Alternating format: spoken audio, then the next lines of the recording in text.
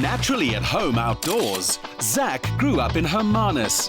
When fortune shone on his modeling career, going international in no time, this sexiest man calendar model kept it real, did a postgrad degree, became a property broker, and has never stopped working. You were scouted straight out of university. How did that impact your life? So, it's quite a funny story. After I studied, I did a BSc, and it can become quite tedious. So straight out of uni, I got into advertising, and it was through that I got scouted. Within about 2 weeks of being scouted, I was on my first shoot, and about 2 weeks after that, I was on a flight to Europe. And things just kind of snowballed from there. It's been an incredible ride so far. How on earth are you keeping your body looking this good?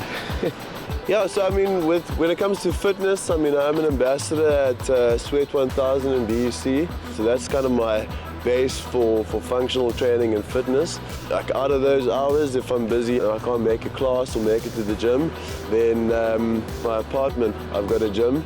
So, I can always go in there for a quick session, whether it's early morning or late evening. The thinking man's model, he treats fitness with the same practical approach he takes to business. Zack, you're pretty much a professional when it comes to the game. But for the aspiring model out there that wants to be just like you, what do they need to do to work on their training, their diet, and their look?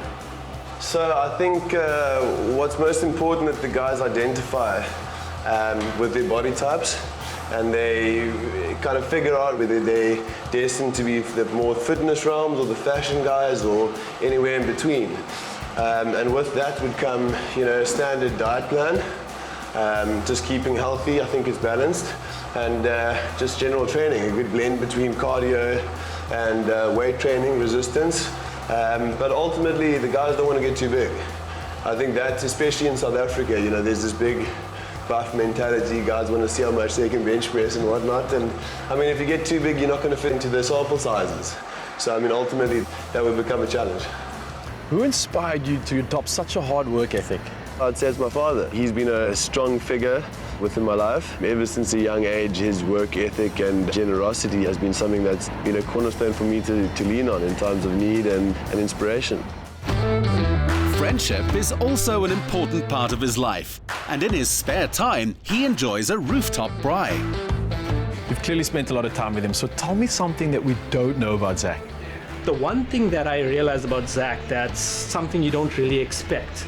He's actually one of the most caring people that I know. Zack is the type of person that cares about everyone, from the guy on the streets to the guy that's sitting in the big office. No matter what it is, he cares about them. And everything that we do, it's always about the impact that any business venture, anything would have on every person. Well, Zack, it's been an absolute pleasure spending the day with you and also being invited to this epic braai session here with the lads. I couldn't have thought of a better way to end this. Thanks very much for coming through. It's been good. The man's long-term goal is to start a consultancy helping entrepreneurs to flourish when he's not developing property, modeling, or braai.